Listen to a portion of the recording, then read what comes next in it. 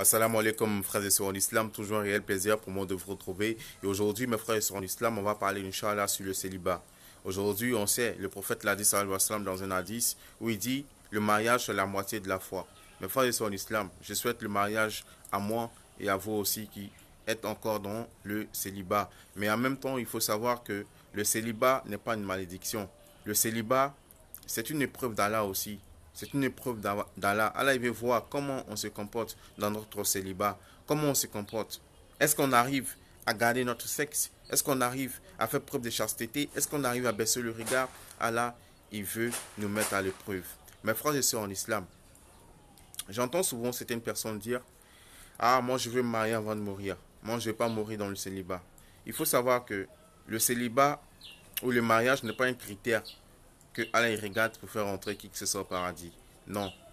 Allah il accorde le mariage à qui il veut et quand il veut. Allah il peut faciliter le mariage à ton petit frère, à ta petite soeur, à ta fille et non pas à toi. Mais ce qu'il faut retenir, c'est que tout ce que Allah fait est bon pour nous.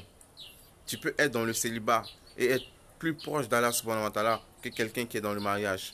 Il faut savoir que Allah il dit quoi dans le Coran? Il dit craignez Allah et accomplissez les bonnes œuvres.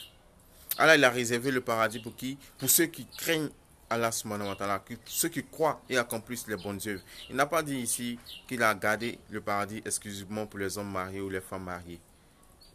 Le mariage est une couverture. Le mariage est extraordinaire. Le mariage est extrêmement important en islam. Mais on ne peut pas forcer quelqu'un à venir nous marier ou forcer quelqu'un à se marier.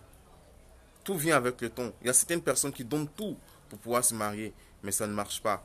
Par contre, il y a des personnes qui ont la chance du mariage, qui se marient, mais qui ne respectent pas les règles du mariage. Il y a tellement de choses. Ce que moi, je peux dire à mes frères et à mes sœurs qui sont éprouvés par le célibat, restez, soyez patients, restez dignes et faites en sorte que Allah soit satisfait de vous dans votre célibat.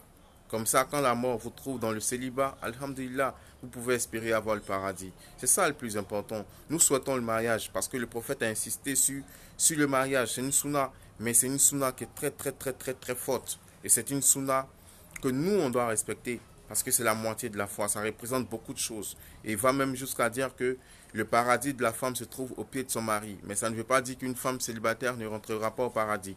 Non. À partir du moment où tu respectes la parole d'Allah, tu respectes les commandements d'Allah, à partir du moment où tu fais tes prières, à partir du moment où tu t'efforces à te rapprocher d'Allah subhanahu wa ta'ala à travers ton comportement, à travers tes actions d'adoration, Masha'Allah, alhamdulillah, il faut faire preuve de patience. Il faut demander à Allah subhanahu wa ta'ala de faciliter le mariage et faire preuve de patience, surtout preuve de patience. Quand on se précipite dans nos choix, parce qu'on a trop envie de se marier, on risque de se cogner la tête contre le mur. Et ça risque d'être difficile. Parce que moi, j'ai toujours tendance à dire que le mariage est meilleur, certes, que le célibat. Mais le célibat dans lequel on arrive à respecter la parole d'Allah, on arrive à garder notre chasteté, est meilleur qu'un mariage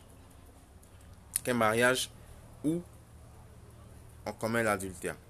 Un mariage où on n'a pas la paix du cœur. Un mariage où on n'est pas proche d'Allah subhanahu wa ta'ala parce qu'on n'arrive pas à adorer Allah comme il se doit. Donc mes frères et sœurs en islam, réjouissez-vous de la situation dans laquelle vous êtes. Allah il fait chaque chose à son temps et tout ce qu'Allah fait est bon pour nous. Il faut avoir cette sagesse pour comprendre les choses et arrêter de se plaindre. Remercier Allah subhanahu wa ta'ala pour le souffle de vie, pour tous les bienfaits qu'il nous accorde et lui demander de nous faciliter le mariage. Car le mariage est vraiment important. Qu'Allah nous accorde la bonne compréhension, qu'Allah nous guide sans cesse sur le droit chemin, qu'Allah fasse de nous des musulmans pieux et sincères et qui purifie nos cœurs, nos âmes ainsi que nos esprits. Sur ce, je vous dis assalamu alaikum et à très bientôt, Inch'Allah.